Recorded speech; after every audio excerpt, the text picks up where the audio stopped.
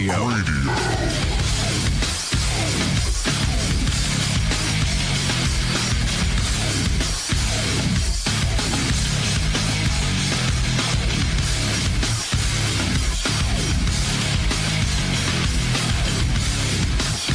We're back on Americanuck Radio, and I was not able to get our guest on the line, so we're going to give him a little bit more time.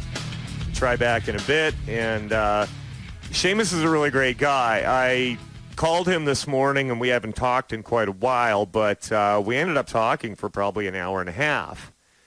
And he's one of those guys that I said to him, sometimes when I talk to certain people, it's like my brain has had a big steak dinner. You know what I mean? Just very intellectual and very thought-provoking. And, it's funny because I started following a bit of his work probably 4 years ago. Oh, let's see if that's him. I've got a call coming in here. Hello. Seamus, hang on a second here. I've got to flip you over on the board if you could just stay quiet. I was just telling everybody that we had a really great conversation this morning, you and me, and I was very much looking forward to having you back on Americanuck Radio. It's probably been, about 3 years? Yeah, 3 years, I think. Yep, yeah. You're right. Absolutely. So there was this shooting. Yes. They're calling for gun confiscation because if it didn't happen, if there wasn't any semi-automatic weapons in Canada, this tragedy would have never occurred. And I saw the official narrative coming out of the mainstream media, and my default position is that they're probably lying about it. And the story doesn't add up on many levels. And I saw that you have done a live stream last night with CanCon, and who was the other gentleman that was with you? Just my stupid opinion, Adrian. Okay. And she actually lost several people in that tragedy, and people died. There was people killed. But I want to get into some of the nuances and the questions and the information that's coming out from locals and what's being said on the ground. So let's talk first about the official narrative. This guy was a wealthy guy that had a denture clinic. He had a couple denture clinics. He had several properties in Nova Scotia. And he was he had a hobby of fixing up police cars, right? And he was known for it. And he just happened to have a brand new, identical replica RCMP cruiser that he went off the rails and just started killing people. And it sounds like he had a list of people that he wanted to go after specifically. But let's get into the official narrative. What stood out about it to you at the time it was happening? Well, aside from the sheer magnitude of this offense occurring, that's more murders that occurred in one day than occurred in the province of Nova Scotia for an entire year. So, that stands out. You guys don't have a high crime rate there? Is that what you're saying? In Nova Scotia, they don't have a high crime rate, no. Right. At all. They have a high crime rate in terms of drugs and that kind of thing, but murders, no. This is a small Atlantic province where, literally people will leave their doors unlocked. That's commonplace. The kind of crime and violent crime just does not occur. So that stands out right away. Right. And obviously the police component of this, it was very disturbing. How does this man have, and this is the thing that they're glazing over. It wasn't that he had just one brand new, and this is because it was brand new. Yep. And to me, I'm not going to call it a replica car. I like how they're calling that. Even the police will say it's identical in every single way, meaning that it was a police car. Yeah. It is a police engine, police everything. Well, right down to the painted steel wheels with the plastic insert on the outside. That was the first thing about this that jumped out at me. All of a sudden, you get this press release from the RCMP saying that there's an identical cruiser. They've got a picture of it. And the only way that you can tell the difference is by the number on the back. There's no way that this guy could have built an exact replica RCMP car. It's not impossible, but I mean, just think about this. If you were going to do that, okay? What would you do? What would be your first course of action? Well, I mean, if you were going to do it with a modern vehicle, what they're driving today, so they couldn't tell the difference, you'd have to get the exact make and model. You'd have to match the wheels. You'd have to match the inserts. You'd have to have a professional graphic artist design the decals. Then you'd have to have them put on professionally, and that is all illegal. Nobody would do that. In fact, they would probably report you just for asking. So this doesn't make sense. Go on. Well, and it's not a replica car. This is not a Taurus that he just purchased off the lot and then changed it over. This is a police interceptor car. This is an actual police car. It has everything is identical about the car, and that was not his only police car. He had two that we know of. Like the modern-looking ones? I am not sure about the second one, but and his wife drove this car in Halifax. It was common knowledge. Patients of his at the denture clinic knew. It was parked in the lot. Her daily driver was this RCMP vehicle. Now, last I checked, it is completely illegal to purchase even if he were to purchase this at an auction, because it's got the new sticker in the window, as in the dealer sticker. Right. He didn't purchase it at an auction. This is a brand new vehicle. And so why is the wife driving this around? That's illegal. It's illegal to purchase the lights on top of it. You want to start doing something, but they want to steer away from that part. They want to go after guns right away. And, Trudeau's saying, oh, listen, we're going to take the guns away. We were going to do that before the coronavirus, but now we're absolutely going to do it. I haven't read personally what types of guns were even used. The more important question is, this man would not have been, and I know that firsthand from Aaron Tuck's sister, who I was interviewing, who is a friend of mine. And his entire, he was killed, his wife was killed, and her niece was killed. 17 years old. Yeah. And that whole family was snuffed out, and would not have been snuffed out had this man come up in his regular vehicle, because he lived down the street. He knew exactly who this person was, and they didn't get along that well. I'm not saying that's necessarily a motive, but in the middle of the night, the doorbell rings, and a person appears in an RCMP uniform and an RCMP car. Well, this is the police. You're going to open the door. Yep. He doesn't know any better. He opens the door. That's it. Boom. They're all gone. He starts the house on fire, and then he's driving. He's commandeering vehicles by using the element of the cover of the police. So wait a minute. Whoa. He's driving down the highway and the lights on the vehicle are fully functional. He turns on the siren and lights and pulls people over. To the best of my knowledge, that is the facts. He pulls people over. He went equally up north, very far out of his way to target, not very far, but it was definitely out of his way because he doubled back. So he went and he targeted corrections officers, which is highly questionable. Why did he go there? They equally would have opened up the door to the police. And he then equally burned their house down and killed them and their vehicles. And then he's driving down the highway, commandeering vehicles using the cover of the RCMP.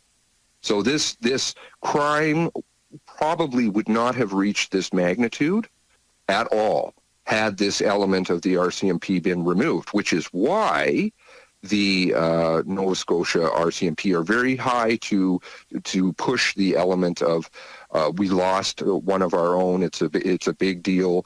I noticed it in an article over in the Sun. In fact, I was disgusted just before I called you. I was reading that article. Didn't even mention the fact of my friend's family. Did not even mention them. That's three.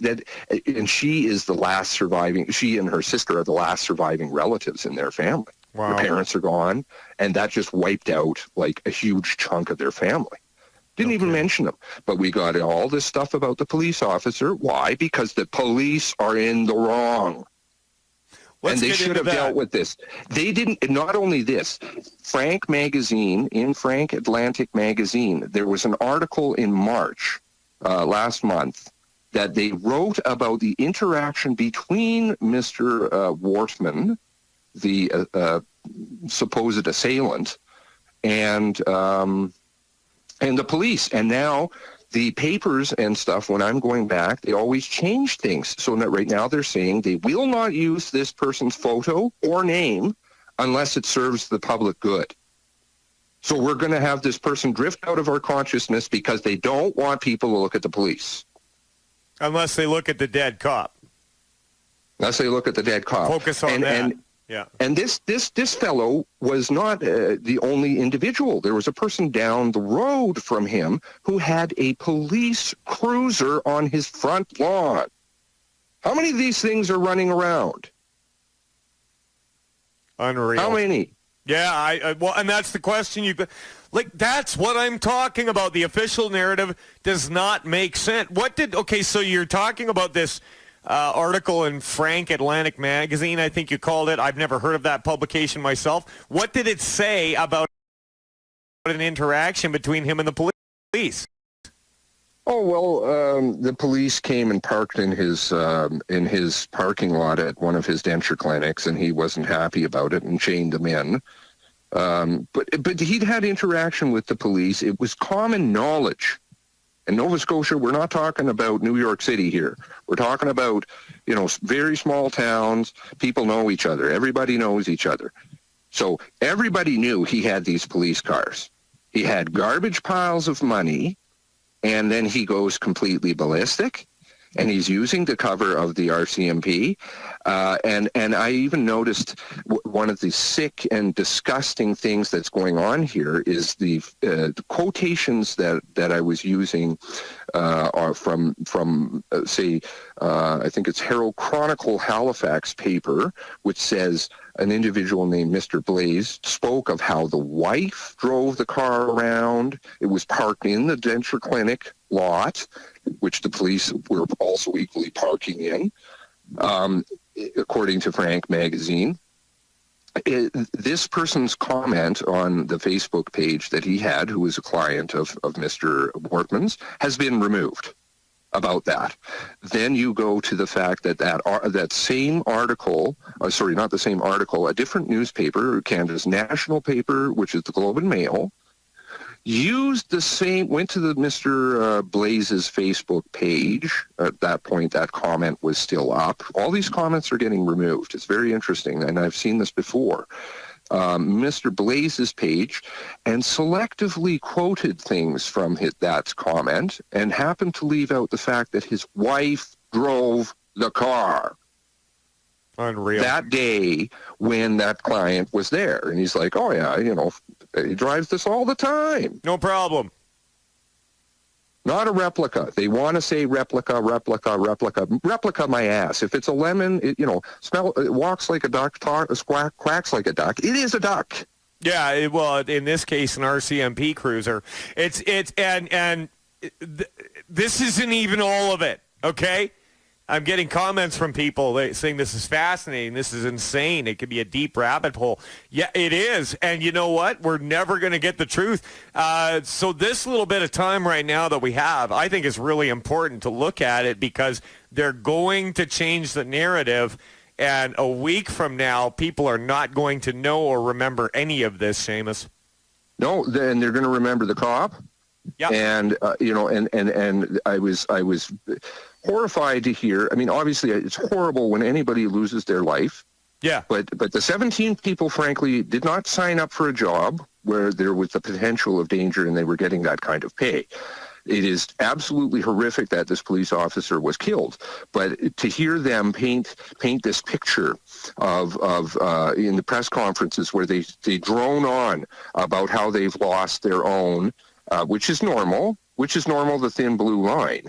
but to go and above and beyond, and then say, oh, by the way, there actually were 17 other people that were murdered. By the way, whatever we're at like now. That's an afterthought. Yes. Yeah. Yes. Not real people. They weren't cops. Forget about them. Yeah. Well, because the cops are in the wrong, so they have to paint themselves very, very in a good light here.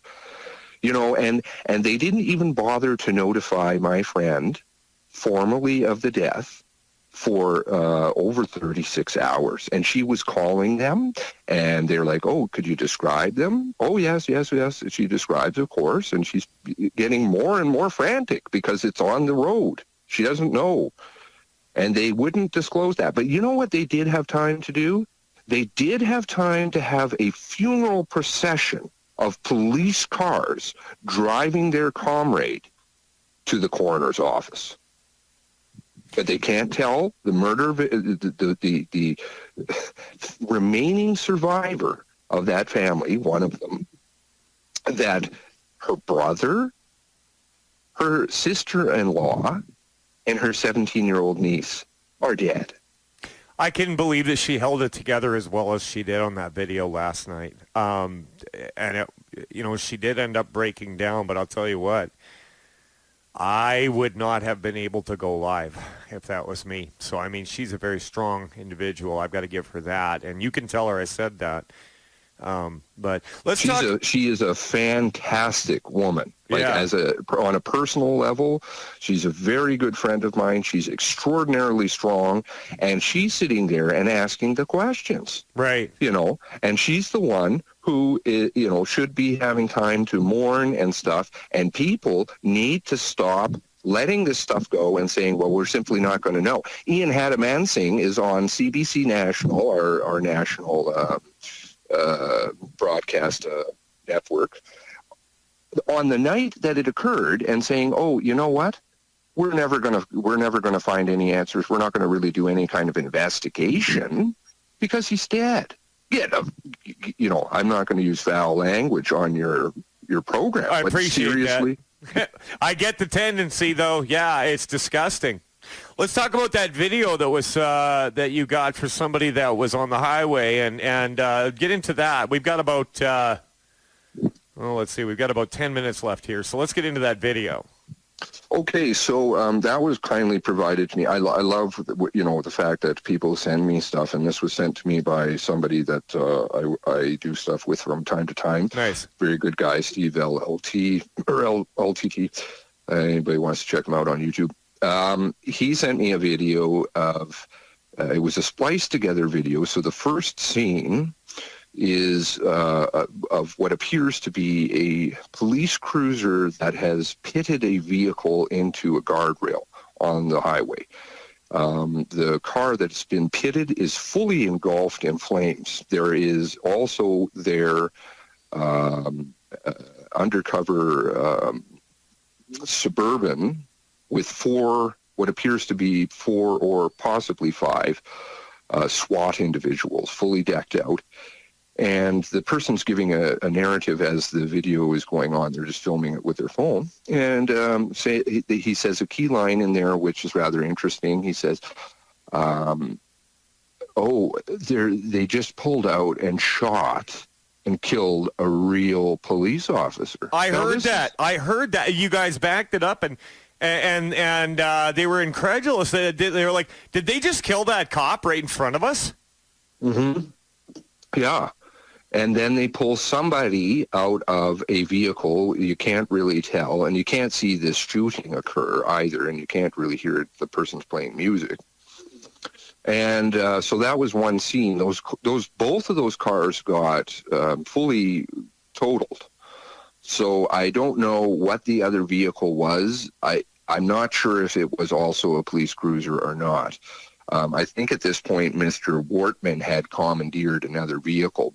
And so the claim is that somehow he got out of that burning up car, which apparently they're saying, well, now he burned it up. He lit it on fire after he got pitted.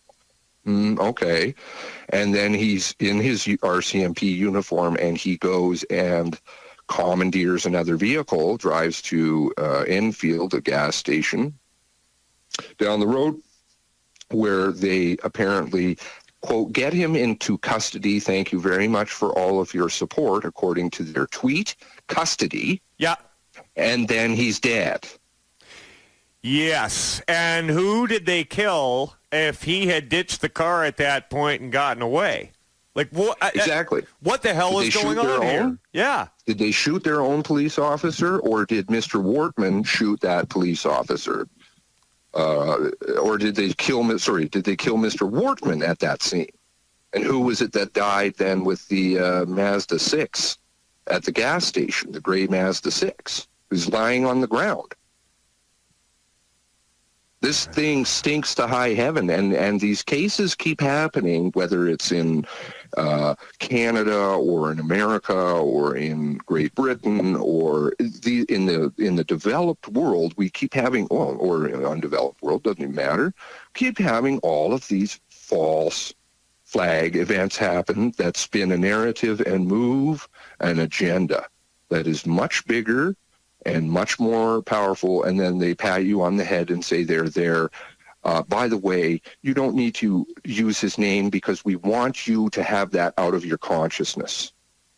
Right, right. I'm surprised they didn't give him three names like James Earl Ray or, you know what I mean? Mm-hmm.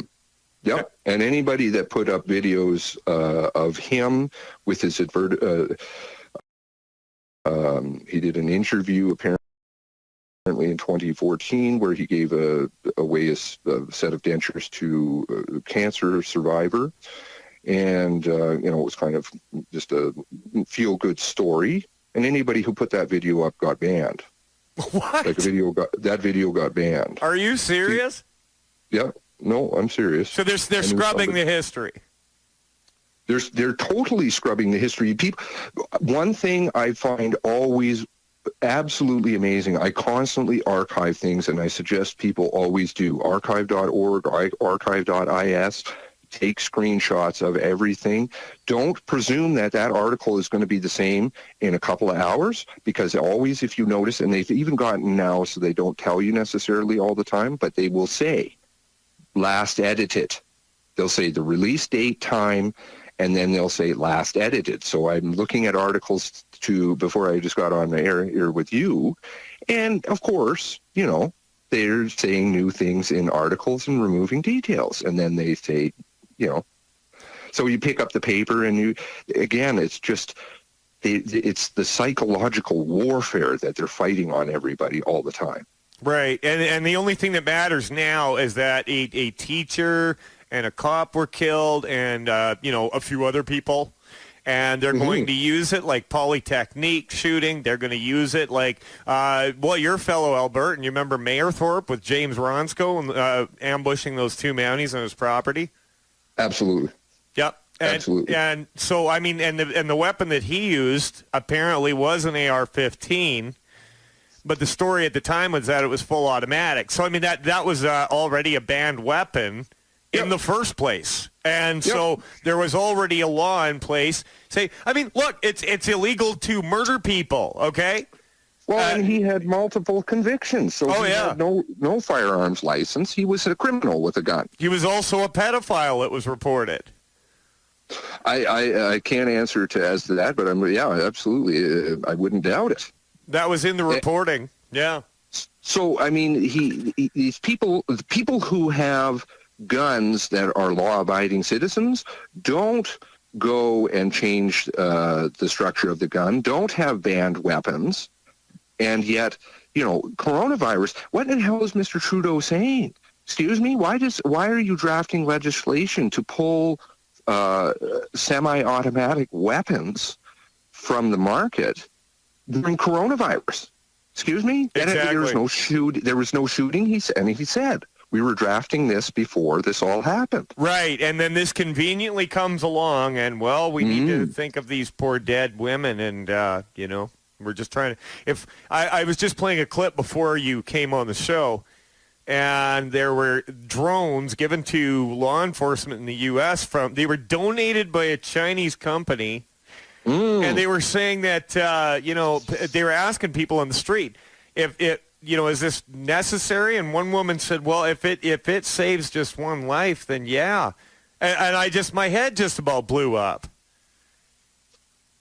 Yeah, I mean, these guys is that they float things under, this is going to save your life, safety.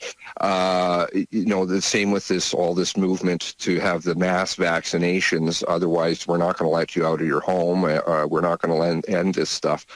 Get out of here. Start telling people the truth about all of it, please. It's old people. They're dying from multiple conditions, and yet we do need to protect them. We do need to go and help these people, but tell the truth about it. Don't start saying that you need to go and stand on a dot when in reality, all of us are getting coronavirus, but it doesn't affect people. Exactly. Seamus, I'm out of time. Everybody check out his work on the Little Gray Cells YouTube channel. Thank you so much for coming on the show, my friend. Thanks. It's so great to talk to you again. Yeah, we'll be doing it again. You take care of yourself. Absolutely. You too. All right. That was Seamus, everybody, on the Little Gray Cells YouTube channel. Man that I have a lot of respect for, and he does deep dives on several issues that people are afraid to talk about or won't, and that's just how God made his brain. And so when you hear him on this show, that's exactly how he is all the time. Thanks again, Seamus, for coming on the show. We'll be back live tomorrow on the Mojo 50 Radio Network. Stick around for Jim Dawes down in Florida.